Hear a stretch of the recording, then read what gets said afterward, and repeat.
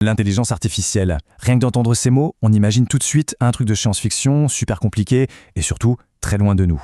Particulièrement quand on pense au contexte africain, au Cameroun par exemple. Et pourtant, et si on se disait que cette image qu'on a en tête, c'était peut-être le plus gros malentendu de notre époque? C'est justement ça qu'on va décortiquer ensemble.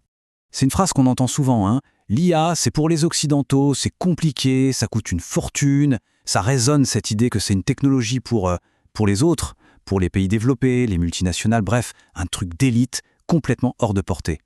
Et cette barrière, qui est surtout dans la tête, eh bien, elle est en train de voler en éclats. C'est une question cruciale, ça.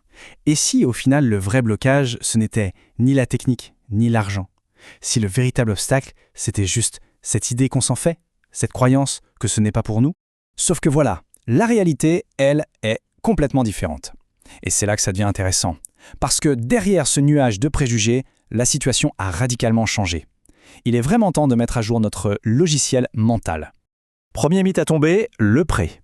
Fini, l'idée que l'IA, c'est un luxe réservé à quelques-uns. Aujourd'hui, il existe des outils d'une puissance folle qui sont disponibles gratuitement ou pour vraiment pas cher du tout. La révolution, ce n'est pas pour bientôt, c'est maintenant.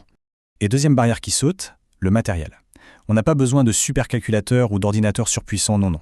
La porte d'entrée, c'est l'outil que des millions de personnes ont déjà dans leur poche tous les jours. Un simple smartphone. Oui, c'est aussi simple que ça. Alors, entrons dans le vif du sujet. Cette réalité surprenante, qu'est-ce que c'est concrètement? On va voir que l'IA, ce n'est plus du tout une promesse vague et lointaine.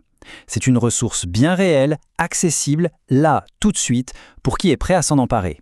Et qui peut en profiter, eh bien, c'est ça qui est génial. Ce n'est pas réservé aux ingénieurs ou aux geeks. On parle d'un outil hyper concret. Que ce soit pour améliorer un business qui tourne déjà, pour trouver des idées de nouvelles sources de revenus, ou même pour se former, pour apprendre des compétences très recherchées en un temps record, franchement, les possibilités sont quasi infinies.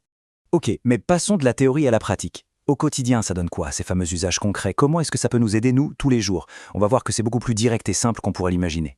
Allez, quelques exemples très parlants. Il faut rédiger des textes qui vendent bien, des descriptions de produits qui claquent, l'IA peut s'en charger.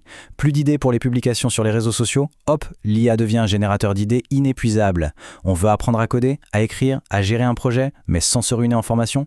L'IA se transforme en tuteur personnel. Et le meilleur dans tout ça, c'est qu'on peut faire tout ça de manière complètement autonome. Tout ça, c'est génial, les outils sont incroyables. Mais la vraie différence, le vrai changement de paradigme, il n'est pas dans la technologie elle-même. Non, il est ailleurs. Il se situe au niveau de l'état d'esprit. Et ce contraste est saisissant. D'un côté, on a l'ancienne perception. Certains voient encore l'IA comme un truc lointain, inaccessible. Il reste sur le bord de la route. Et de l'autre, il y a la nouvelle réalité. D'autres, ici même, sont déjà en train de l'utiliser au quotidien pour gagner un temps fou, améliorer leurs résultats et oui, générer des revenus. C'est un peu comme s'il y avait deux mondes qui coexistent en ce moment. C'est vraiment là qui est le point essentiel. Le vrai changement, il n'est pas dans l'outil, il est dans la manière de s'en servir. On peut avoir le meilleur outil du monde entre les mains, s'il reste dans sa boîte, il ne sert à rien. Le véritable pouvoir, c'est l'action, c'est l'initiative de prendre cet outil et de l'appliquer à ses propres objectifs. Et ça change complètement la donne.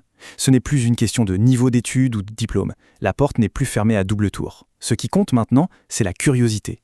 C'est l'envie d'essayer, de tester, d'apprendre. L'accès est là, pour tout le monde. La seule question, c'est qui va s'en servir. On arrive donc à un moment charnière. L'opportunité, elle est là, maintenant. Il faut bien comprendre que le train de l'IA, non seulement il est parti, mais il est en train d'accélérer.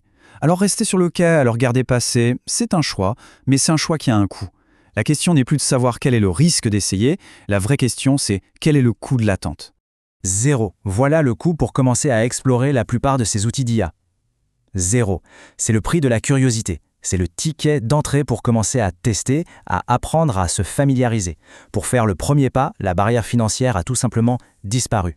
Voilà où on en est aujourd'hui. La question n'est vraiment plus de se demander si l'IA est utile ou pertinente. La réponse est oui. Elle est là, elle est accessible. Non, les vraies questions, celles qui comptent vraiment maintenant, c'est comment va-t-on l'utiliser et surtout, quand est-ce qu'on commence? La suite, c'est à chacun de l'écrire.